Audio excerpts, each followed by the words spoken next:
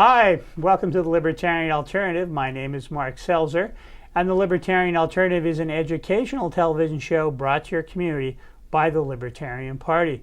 Today's guest is David Knott of the Reason Foundation, and you are the director, executive director, or the president of the Reason Foundation. Now, explain quickly to our viewers what the Reason Foundation is and what does it do?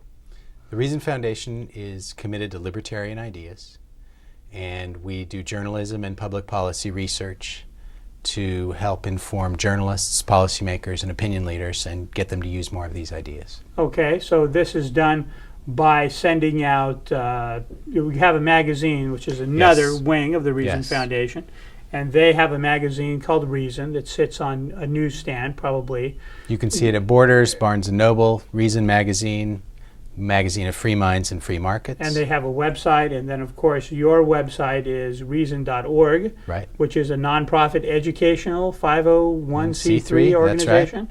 And you issue policy papers that you attempt to and do have published in newspapers around the country, periodicals. We produce our own research, and we also write for publication in newspapers. Websites. All of we like to be everywhere. Email. Yes. And you also send these published reports to politicians, Congress, senators, people in office to try to influence them. Here's the issue, and here's some concrete research that really shows where we should go on this. Absolutely, and just recently, our transportation director was invited to Capitol Hill to testify on airport security and how it's poorly done and could be better. And our environmental correspondent went and testified on environmental policy. So we engage the policy process as well. I believe I saw the article on transportation in a reference to Reason magazine and some research you had done, or the Reason Public Policy Institute on the cover, on the front page, lead story in the LA Times a while ago, and that was Mr. Robert Poole, who was the founder of the Reason Foundation. So now today we wanted to talk about medical marijuana, medical cannabis. Some people do not like the term marijuana because of the stigma associated with it, but a lot of people, more and more Americans, are finding that this has health benefits to them, which is in contrast to the Congress of the United States, which I believe only has one doctor in it who has decided that it has no medical benefits, which also runs in the face of the medical community, who as an FDA-approved drug called Marinol, which has the active ingredient from marijuana in it, which I believe is called tetrahydrocannabinol, and that is the active ingredient both in marijuana and in this drug called Marinol, which is sometimes used as a substitute for people using medical marijuana who have legally been restrained from using it. Right. So where is the research? Where can you find the research showing that medical marijuana actually has medical benefits? Where can you find that? The place I would start would be the 1999 report by the Institute of Medicine, commissioned by the Office of National Drug Control Policy. So it's the government's own publication that is a survey of the literature and the science on medical cannabis. And the summary of that report is fairly specific as to levels of proof about purported benefits from using medical cannabis. So it says in the obvious category, relief for nausea for people with AIDS and cancer, so going through chemotherapy, and spasticity for multiple sclerosis, as well as glaucoma. So that would be in the first category where there's the most evidence of cannabis being useful as medicine. And then it goes to there are indications that cannabis would be useful as medicine for things like pain relief and like aspirin. And in fact, there's evidence that's mounting that the pain relief component of cannabis is one of the unsung medical benefits. So the place I would start for the government's own rendering on this subject would be that Institute of Medicine report. There are more recent reports. The best research on marijuana as a medicine is being done in Israel and other countries where they don't have the same restrictions that we do here.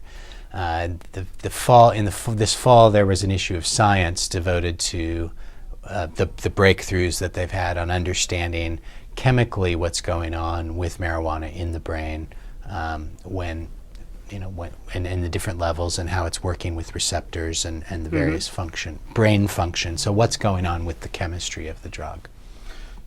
But let me be the devil's advocate here. There seems to be a large number of people that feel this is all a hoax, or this is something that we shouldn't allow because it would just be used to legalize marijuana and is being used by people who are insincere. Anyone can go and get a prescription for a doctor from any imaginary illness and just use marijuana, and then essentially what you'd have is a legalization of marijuana. Right. The Onion did a great spoof on that, where they said they had interviews with man on the street, and there was a picture of a young girl, and she said, "I need medical marijuana for my Doritos aversion syndrome." So of course, with any system, you're going to have abuses. You have people park in the blue spaces with their blue cards that clearly have no handicap. I mean, anytime you create a system, you're going to have abuses. To me, the question is, can you actually create a regime that more or less regulates the proper use of a substance? And I think that the arguments that the medical marijuana community are making are that doctors ought to be the gatekeepers for the appropriate use of medicine, and that is between the doctor and their patient in a doctor-patient relationship. So given that there's evidence of the medical benefits of cannabis, as documented by the government's own reports, why not allow the medical community the freedom to work with their constituents in the best way they see fit? And there are something like 74 polls on the question of medical marijuana.